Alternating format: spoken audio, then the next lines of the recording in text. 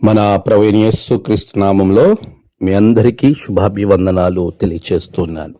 పరిశుద్ధ బుధవారం లెంట్లోని 37వ రోజు కొరకు ఏర్పాటు చేయబడిన దైవలేఖన భాగములు కొరింథీయులకు రాసిన 2వ పత్రిక 5వ అధ్యాయం 14 నుండి 19, మత్తయి సువార్త 26వ అధ్యాయం 6 నుండి 16, కీర్తన 23. ఈ 3 పాఠ్యభాగాల ఆధారంగా మనకి ఇవ్వబడిన అంశము నూతన సృష్టి. మన ప్రభు అయిన యేసయ్య అతి శ్రేష్ఠ నామంలో మీ అందరికీ మరొక పర్యాయము శుభాభివందనాలు తెలియపరుస్తున్నాను. ప్రియులారా, 37వ దినంలోనికి మనం ప్రవేశించాం. ఈ 37వ దినము పరిశుద్ధ బుధవారము. మనకివ్వబడిన పాఠ్యభాగాలు అంశంతో పాటు శ్రమ చరిత్రతో మనము మేళవించి కొన్ని విషయాలను ధ్యానం చేద్దాం. ప్రియ విశ్వాసులారా, పరిశుద్ధ బుధవారం ఏమేమి సంఘటనలు జరిగినాయి? యేసు ప్రభువారు పరలోక రాజ్యాన్ని గురించి వివరించిన ఉపమానము మనం గమనిస్తాం. 10 మంది కన్యకలను గురించి పరిశుద్ధ బుధవారం నాడే ప్రభువు జ్ఞాపకం చేసిన ఒక అద్భుతమైన ఉపమానాన్ని మనము అక్కడ ధ్యానము చేయొచ్చు. ఈ పరిశుద్ధ బుధవారము ప్రభు ఇచ్చినటువంటి ఈ యొక్క ఉన్నతమైనటువంటి ఆశీర్వాదాన్ని గురించి ధ్యానం చేస్తున్నటువంటి మనము దానితో పాటు ప్రభు రాజ్య వ్యాప్తి కొరకు ఆయన రాజ్యము విస్తరణలో బుధవారం నాడు ఆయన చేసినటువంటి కార్యములను లేదా ప్రభు కొరకు చేసిన కార్యాలను మనం ధ్యానం చేయొచ్చు. ఇక ఒక స్త్రీ ఖరీదైన అత్తరు తెచ్చి యేసును అభిషేకించినటువంటి సంఘటన మనము బుధవారం నాడు గమనించవచ్చు. అదే రీతిలో ఇదే బుధవారం నాడు సీమోను స్వస్థత, కుష్ఠరోగి అయినటువంటి సీమోను యొక్క స్వస్థతను మనం గమనించవచ్చు. ఇదే దినములో యూదా ఇస్కరియోతు 30 వెండి నాణాలకు యేసుప్రభుని అప్పగించడానికి ఒక ఒప్పందము కుదుర్చుకున్నట్లుగా మనము గమనించవచ్చు. ఇలా ఎన్నో సంఘటనలు మేళవింపు ఈ పరిశుద్ధ బుధవారం. ప్రియ విశ్వాసులారా, మనము నూతన సృష్టి అనే అంశాన్ని మనం ఆలోచన చేస్తున్నప్పుడు కొరింథీయులకు రాసినటువంటి 2వ పత్రిక 5వ అధ్యాయము 17వ వచనంలో, కాగా ఎవడైనా క్రీస్తునందున్న ఎడల వాడు నూతన సృష్టి, పాతవి గతించను, ఇదిగో క్రొత్తవాయను అనే మాటను జ్ఞాపకం చేస్తూ ఉన్నాడు. ప్రియ విశ్వాసులారా, మనము క్రీస్తునందున్న ఎడల నూతన సృష్టిగా మారిపోతాం. క్రీస్తుతో ఉండడము, క్రీస్తునందు ఉండడము, క్రీస్తు కొరకు ఉండడము, ఈ 3ను మనం ఆలోచన చేస్తున్నప్పుడు నూతన సృష్టిగా మార్చబడిన వారు కలిగి ఉండేటువంటి ఆశీర్వాదం. ప్రియులారా, మనము క్రీస్తునందు ఉండాలి అనే విషయాన్ని మనకి జ్ఞాపకం చేస్తూ ఉన్నాడు. మనము నూతన సృష్టిగా మార్చబడ్డానికి, నూతనత్వము కలిగి నూతన క్రియలను మనం జరిగించడానికి ప్రభు అంటున్నాడు, క్రీస్తునందు మనం ఉండాలి. పౌలు ఆ మాటను జ్ఞాపకం చేస్తున్నాడు. రెండవదిగా, క్రీస్తునందు ఉన్నటువంటి నీవు నూతన సృష్టిగా మార్చబడతావు. క్రీస్తును గ్రహించిన నీవు నూతన సృష్టిగా మార్చబడతావు. చాలామంది యేసుతోనే ఉంటారు. యేసును ఒక దేవునిగా, ప్రభువుగా, ఆయన తీర్పు తీర్చేటువంటి గొప్ప నాథుడు అనే విషయాన్ని మర్చిపోయి దేవునికి వ్యతిరేకంగా ఆలోచిస్తారు. క్రీస్తును సరిగా గ్రహించని వారు ఉంటారు. ఇదే మంగళవారం, పరిశుద్ధమైనటువంటి మంగళవారము, యేసు ప్రభు వారిని గ్రహింపులేక ఆయన పరలోకానికి వచ్చినటువంటి, పరలోకము నుండి భూలోకానికి వచ్చిన దైవ కుమారుడిని మర్చి పరిసయ్యులు ఆయనని పరిశోధించారు. బుధవారం నాడు యేసుతో ఉన్నటువంటి యూదా ఇస్కరియోతే యేసు నమ్మడానికి ఒక బేరం పెట్టుకున్నాడు. మీరు గమనించినప్పుడు ఆయన పెట్టుకున్నటువంటి బేరాన్ని మనం చూస్తాం. నేను యేసుని మీకు అప్పగించిన ఎడలా మీరు నాకు ఏమి చేతురు అనే మాటను మనము చదువుతున్నప్పుడు మన హృదయం చలించిపోతుంది. ప్రియులారా, యేసును అప్పగించాలనుకుంటున్నాడు. ఎందుకంటే కొద్దిపాటి ధనం కొరకు. ఈరోజు మనం ఆలోచన చేస్తున్నప్పుడు అక్కడ మాట్లాడుతున్నటువంటి మాటలను మీరు గమనించవచ్చు. మత్తయి సువార్త 26వ అధ్యాయం 14 వచనం, 12 మందిలో ఒకడును ఇస్కరియోతు యూదా ప్రధాన యాజకుల యొద్దకు వెళ్ళి, నేను ఆయనను మీకు అప్పగించిన ఎడలా నాకేమి ఇస్తారు? 30 వెండి నాణాలు ఇస్తావంటే వెంటనే అప్పటి నుండి ఆయనను అప్పగించుటకు తగిన సమయం కొరకు ఆయన కనిపెడుతూ ఉన్నాడు. యూదా ఇస్కరియోతు ప్రభువుని గుర్తించలేకపోయాడు, గమనించుకోలేకపోయాడు. ఆయన యేసు ప్రభువని, క్రీస్తుని, మెస్సయ్య అని ఈ లోకానికి వచ్చాడని విషయాన్ని గ్రహింపు లేకుండా ఆయన యూదా ఇస్కరియోతు ముందుకు వెళ్ళినట్లుగా మనం గమనిస్తాం. ప్రియులారా, క్రీస్తునందున్నవారు, క్రీస్తుని కలిగి ఉన్నవారు ఖచ్చితంగా నూతన సృష్టిగా ఉంటారు. యేసును గ్రహించిన వారు నూతన సృష్టిగా ఉంటారు. క్రీస్తును కాపరిగా చేసుకున్న వారు నూతన సృష్టిగా ఉంటాడు. కీర్తన 23 మీరు గమనించినప్పుడు దావీదు అంటాడు, యెహోవా నా కాపరి, యెహోవా నా కాపరి అంటూ ఆయన నీతి మార్గములలో నన్ను నడిపించేవానిగా ఉంటాడు. అంతే, ఎవరైతే క్రీస్తును కాపరిగా చేసుకుంటారో, దేవుణ్ణి కాపరిగా చేసుకుంటారో అలాంటి వారు నూతన సృష్టిగా మార్చబడతారు. వారు ఎట్టి పరిస్థితుల్లో చీకటి వైపు ప్రయాణం చేయరు. మాట్లాడుతున్నటువంటి మాటలను మనం గమనించినప్పుడు ఇక్కడ చాలా స్పష్టమైనటువంటి మాట 3వ చరణములు అంటాడు, నా ప్రాణమునకు ఆయన సేదదీర్చుచున్నాడు, తన నామమును బట్టి నీతి మార్గములలో నన్ను నడిపించుచున్నాడు. నీతి మార్గములలో నడిపించేటువంటి నాథుని యొక్క శరణం విన్నప్పుడు, నాథుని సన్నిధిని నువ్వు ఉన్నప్పుడు, ఆయన కాపరత్వంలో ఉన్నప్పుడు నీ జీవితము ఆశీర్వదింపబడుతుంది అనే విషయాన్ని మీకు నేను జ్ఞాపకం చేస్తూ ఉన్నాను. ప్రియులారా, మనమందరం కూడా ప్రభువులో స్థిరపరచబడిన వారంగా ఉండడానికి, ఆయనందు జీవించాలి, ఆయనను కలిగిన వారంగా ఉండాలి, ఆయనను గ్రహించే వారంగా ఉండాలి, ఆయన కాపరత్వంలో ఉండాలి. అప్పుడే నీవు నూతన సృష్టిగా ఉండగలుగుతావు, నూతన సృష్టిగా ఉండగలుగుతావు. ప్రభువుతో ఉన్నంత మాత్రాన నూతన సృష్టిగా ఉండలేవు. యూదా ఇస్కరియోతు ప్రభుతోనే ఉన్నాడు, కానీ నూతన సృష్టిగా తన హృదయంలో ప్రభువు లేడు. నువ్వు మందిరానికి వచ్చినంత మాత్రాన సరిపోదు, బైబిల్ పట్టుకున్నంత మాత్రాన సరిపోదు. యూదా ఇస్కరియోతు యేసుప్రభు వారితో పాటు, శిష్యులతో పాటు ప్రధానంగా ఆయన దగ్గర డబ్బు సంచి ఉంది. ఎంత క్యూక్తిపరుడు అని అంటే, యేసుప్రభు వారిని పరిశుద్ధ బుధవారము మిక్కిలి విలువ కలిగిన అత్తరుతో అభిషేకించిన స్త్రీని ఖండించినటువంటి శిష్యుల్లో ఒకడుగా ఉన్నాడు. యూదా ఇస్కరియోతు అంటాడు కదా, యోహాను సువార్త మీరు ఇదే సంఘటన మత్తయి 26లో జరిగిన సంఘటన యోహాను సువార్తికుడు కూడా రాస్తాడు 12వ అధ్యాయంలో. అక్కడ యూదా ఇస్కరియోతు ఖండించినప్పుడు అతని స్వభావాన్ని చెప్తూ ఉన్నాడు 4వ వచనంలో. ఆయన శిష్యులలో ఒకడు, అనగా ఆయనను అప్పగింపనై ఉన్న ఇస్కరియోతు యూదా, ఈ అత్తరెందుకు 300 దెనారములకు అమ్మి బేదలకు ఇయ్యలేదనెను. వాడు ఇలాగు చెప్పినది బీదల మీద శ్రద్ధ కలిగిన వాడు కాదు గాని, వాడు దొంగ అయ్యుండి తన దగ్గర డబ్బు సంచి ఉండినందున అందులో వేయబడినది దొంగలించుచూ వచ్చిన గనక అలాగు చెప్పాను. చూసారా ప్రియులారా, యూదా ఇస్కరియోతు దేవుడితోనే ఉన్నాడు, పైగా డబ్బు సంచి ఉంది, ఆయనతో కలిసి ప్రభు బలలో పాల్గొన్నాడు. ఇన్ని చేసినటువంటి వాడు ప్రభుని అప్పగించడానికి ఒక నిర్ణయానికి వచ్చి వారితో కలిసి కుట్ర పన్నాడు. నాకేమిస్తారు అప్పగిస్తే? డబ్బు సంచులు ఉన్న ధనాన్ని దొంగిలిస్తూ ఉన్నాడు. అంతేకాదు డబ్బు ఆశతో, అత్యాశతో, దురాశతో తను వెళ్ళి 30 వెండి నాణాల కోసం యేసుప్రభుని నమ్మడానికి ఒక డీల్ కుదుర్చుకున్నాడు.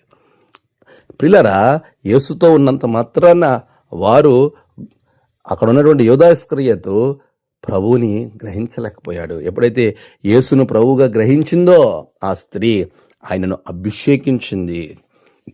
నూతన సృష్టిగా ఉండాలి అని అంటే యేసు మనలో ఉంటేనే జరుగుతుంది. యేసుతో ఉన్నంత మాత్రాన కాదు, ప్రభుతో ఉన్నంత మాత్రాన యూదా ఇస్కరియోతు యేసుని గ్రహించలేకపోయాడు.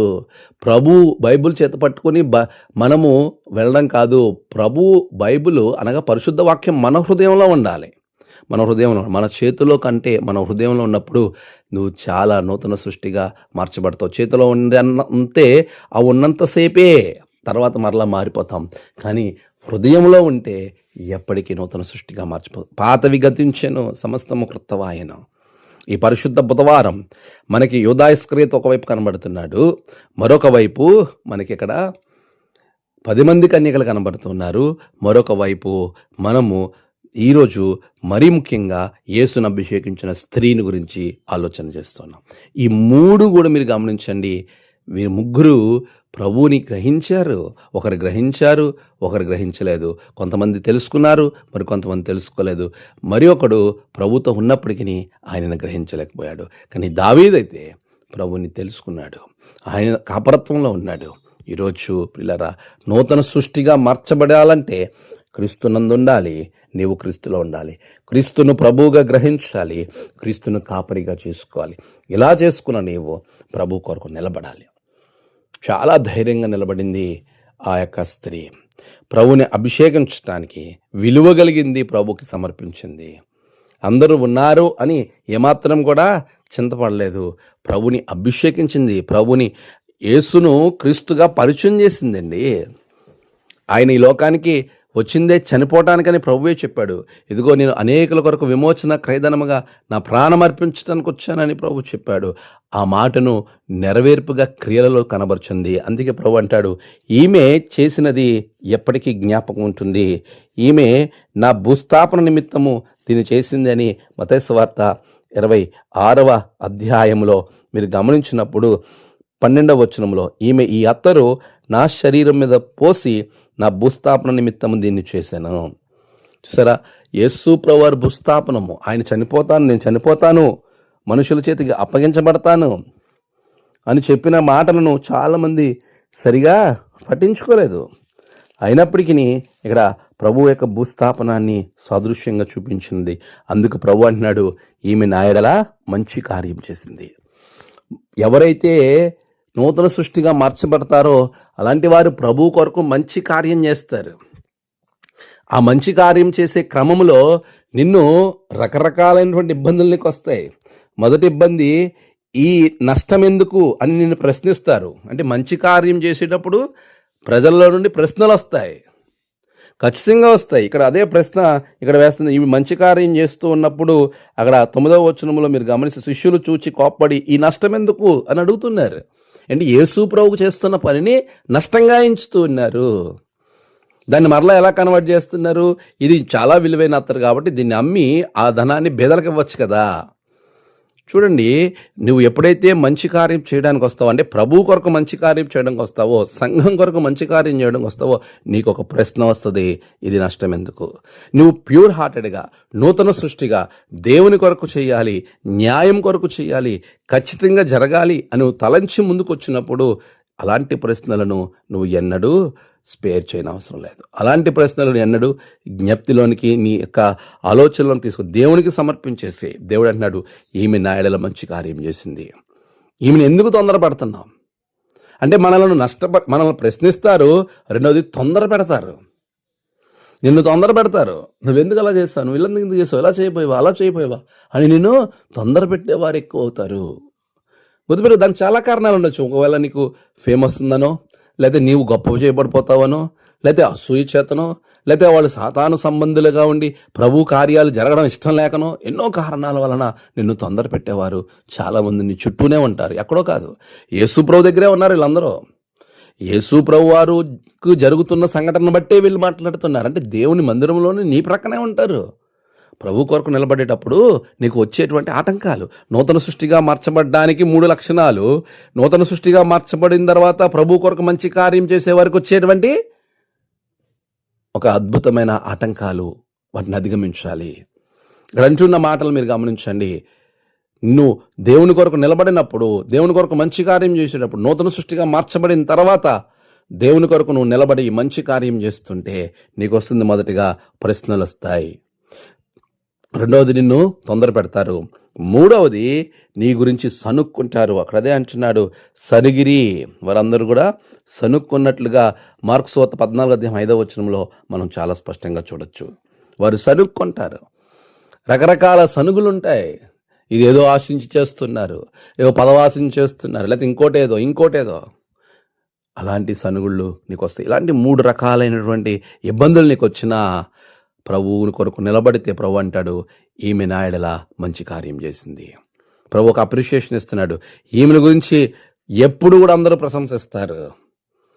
అది ఎంత గొప్ప ప్రశంస అండి. ప్రభువు చేత అభిషేకించబడింది ప్రశంసలతో, ప్రభు యొక్క రివార్డులతో ఆమె అభిషేకించబడింది. ప్రభువుని ఈమె అభిషేకించిందా, ప్రభువు ఈమెను అభిషేకించారో అర్థం కానటువంటి అయోమయ పరిస్థితుల్లో మనం ఆ సంఘటనను చూడొచ్చు.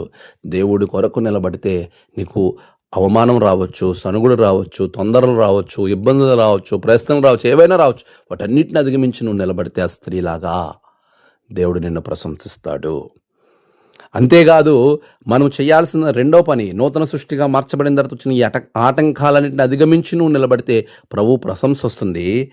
పౌలు అంటాడు, నూతన సృష్టిగా మార్చబడిన వారికి ప్రభు ఇచ్చినటువంటి ఒక అద్భుతమైనటువంటి, ఒక ఆశ్చర్యకరమైనటువంటి ఒక పని, ఒక బాధ్యత అని చెప్పాలి మనం దాన్ని. కొరింథీయులకు రాసిన 2వ పత్రిక 5వ అధ్యాయం 18-19 వచనాల్లో అంటున్నాడు, సమస్తమును దేవుని వలనైనవి, ఆయన మనలను క్రీస్తు ద్వారా తనతో సమాధానపరుచుకుని ఆ సమాధానపరచు పరిచర్యను మాకు అనుగ్రహించెను. అదే అంటున్నాడు కదా, అది అనుగ్రహించాడు కాబట్టి దేవుడు వారి అపరాధములను వారి మీద మోపక క్రీస్తునందు లోకమును తనతో సమాధానపరుచుకొనుచు ఆ సమాధాన వాక్యమును మాకు అప్పగించెను. కావున దేవుడు మా ద్వారా వేడుకున్నట్టు మేము క్రీస్తుకు రాయబారులమై దేవునితో సమాధానపడుడని క్రీస్తు పక్షముగా మిమ్మను బతిమాలుకొనుచున్నాము. చూసారా, దేవుడు ఈ బాధ్యతను మనకిచ్చాడు. ఎవరైతే నూతన సృష్టిగా మార్చబడ్డానికి క్రీస్తునందుండి, ఎవరైతే నూతన సృష్టిగా మార్చబడ్డానికి క్రీస్తును ప్రభువుగా గ్రహించి, ఎవరైతే నూతన సృష్టిగా మార్చబడ్డానికి ఆ ప్రభువు, ఆ యేసు ప్రభువుని, త్రియేక దేవుణ్ణి నీవు కాపరిగా చేసుకుని ముందుకు వెళ్ళి నూతన సృష్టిగా మార్చబడుతున్నావో, సమస్తాన్ని వదిలిపెడుతున్నావో, పాతవి గతించిపోతున్నాయో, నువ్వు క్రీస్తు కొరకు ఒక నూతన సృష్టిగా ఒక మంచి కార్యము చేయాలి అని తీర్మానం చేసుకుని ముందుకు వస్తున్నప్పుడు నీకు 3 రకాలు, ఇంకా అనేక రకాలు ఆటంకాలు వస్తాయి. సనుక్కుంటారు, ప్రశ్నిస్తారు, తొందర పెడతారు, ఇబ్బంది పెడతారు. వీటన్నిటినీ అధిగమించి నువ్వు ప్రభు కొరకు నిలబడితే ప్రభు ప్రశంస నీకు వస్తుంది. దానితో పాటు నువ్వు చేయాల్సిన మొదటిది మంచి కార్యము దేవుని కొరకు చేయడం అయితే, రెండవది సమాధానం, ఇతరులతో సమాధానం. ఒకటి దేవుని కొరకు, 2 తోటివారి కొరకు, సంఘం కొరకు, సమాజం కొరకు. ప్రభు మనలను ఎలాగైతే తండ్రితో సమాధానపరిచాడో ఆ సమాధానపరచు పరిచర్య దేవుడు నీకు నాకు ఇచ్చాడు. దానిని మనము అందిపుచ్చుకున్న వారమే క్రీస్తుకు రాయబారులుగా ఉండాలి. నువ్వు రాయబారులుగా ఉండాల్సింది లోక సంబంధమైన మనుషులకు కాదు. ఇక్కడ మాటలు అక్కడికి చేరవేయటానికి కాదు, రాయబారులుగా ఉండడానికి. ప్రభు అంటున్నాడు, నువ్వు దేవుని రాజ్యం కొరకు రాయబారులుగా ఉండు, సంఘాన్ని సమాధానపరచడానికి రాయబారుగా ఉండు. నీవు ఎవరైతే దేవుడి నిమిత్తము, ప్రభు నిమిత్తము సమాధానపరుచువారుగా ఉంటారో వారు దేవుని కుమారులుగా పిలువబడతారు. నీవు దేవుని కుమారుడవు, కుమార్తెవు, నూతన సృష్టిగా మార్చబడ్డావు. ఇదిగో దేవుని గ్రహించుకో, ఆయన ప్రభువు అని గ్రహించుకో, న్యాయాధిపతి అని గ్రహించుకో, ఆయనను అభిషేకించు అంటే ఆయనను గౌరవించు, అంటే ఆయనను గుర్తించు, అంటే ఆయనతో నువ్వు కలిసి ప్రయాణించు, ఆయనని హృదయంలో చేర్చుకో. పాతవి వదిలిపెట్టు, సమస్తం క్రొత్తమైంది. నూతన సృష్టిగా ఉన్న నీవు దేవుని కొరకు ఒక మంచి కార్యం చేయడానికి ఒక తీర్మానం చేసుకో. ఆ స్త్రీ ప్రభువుని అభిషేకించింది.